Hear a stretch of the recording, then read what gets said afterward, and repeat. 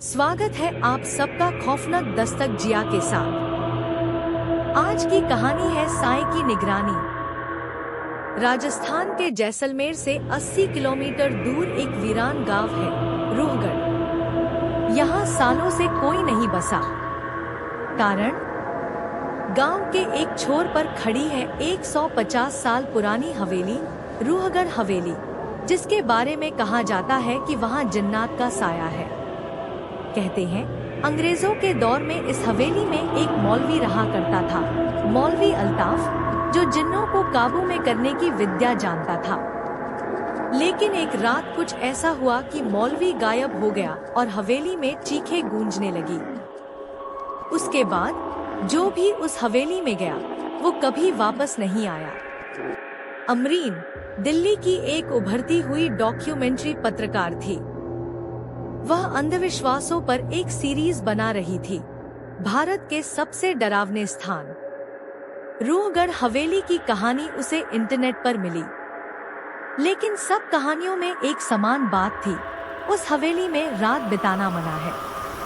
अमरीन को ये एक चैलेंज जैसा लगा। उसने अपने कैमरा मैन फारूक और साउंड इंजीनियर नवेद के साथ रूहगढ़ की यात्रा तय की। गांव पहुंचने पर उन्हें कोई दिखा नहीं। सब घर वीरान थे। सिर्फ एक बूढ़ा आदमी, बाबा हमीद, जो मस्जिद के पास बैठा था। अमरीन ने पास जाकर पूछा, बाबा, हवेली तक रास्ता कौन सा है? बाबा हमीद ने गहरी नजर से देखा और बोला, जिसे जिन्न की निगरानी पसंद हो वही वहां जाए, वरना इंसान वहां से लौटता नहीं। वो सिर्फ शरीर होता है, रूह कहीं और। फारूक हंस पड़ा, डराने का नया तरीका मिला है इन्हें। चलो अमरीन, टाइम खराब मत करो।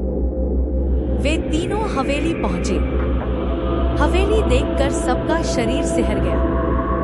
दीवारों पर उकेरे गए अजीब निशान और बीच दरवाजे पर लाल रंग में लिखा था, साई की निगरानी है।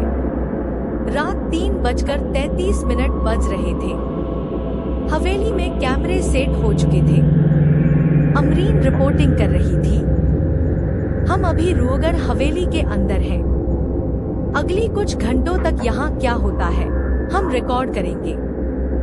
तभी दरवाजा अपने आप चटाक से बंद हुआ।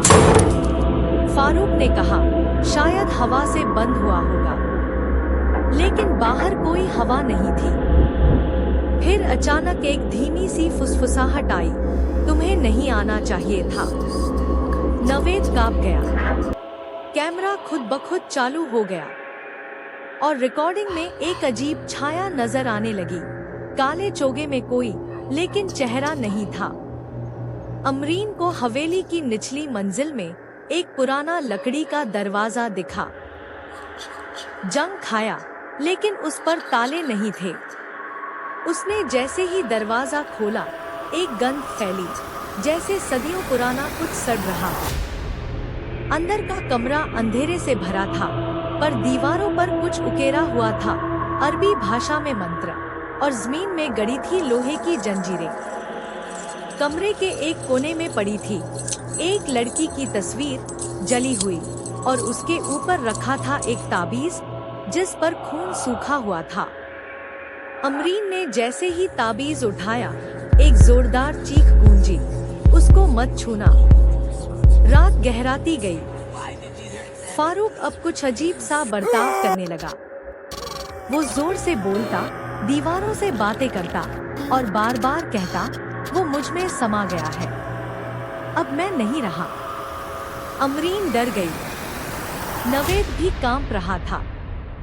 फारूक की आंखें अब सफेद हो चुकी थी और उसकी आवाज किसी और की लग रही थी, मुझे आजाद करो या मैं तुम सबकी रूहें ले जाऊंगा।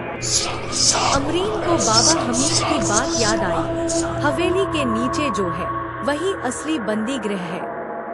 उन्होंने पूरे फर्श को टटोला और एक जगह लकड़ी की पट्टी हिली। वहाँ था एक सीढ़ियों वाला रास्ता जो तहखाने की ओर जाता था। नीचे जाकर उन्होंने देखा, लाल कपड़ों में लिपटे शव अंधेरे में कांपती दीवारें और एक काले धुएं से बनी परछाई जो बोली, जिस मौलवी ने मुझे बांधा था वो अब नहीं रहा। तुम आए हो मेरी आजादी का रास्ता लेकर।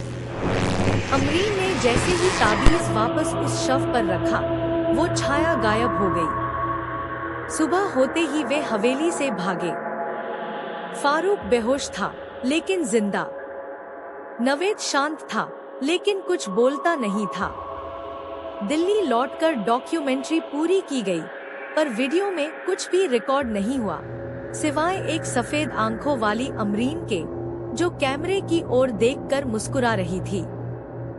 एंड नोट: रूहगढ़ हवेली आज भी वीरान है, और जो भी वहां जाता है, रात 3:33 पर कैमरे में बस एक चीज दिखती है, एक साया जो देख रहा है। आप सबको कहानी कैसी लगी मुझे कमेंट करके जरूर बताइएगा और मेरा चैनल को सब्सक्राइब कीजिएगा।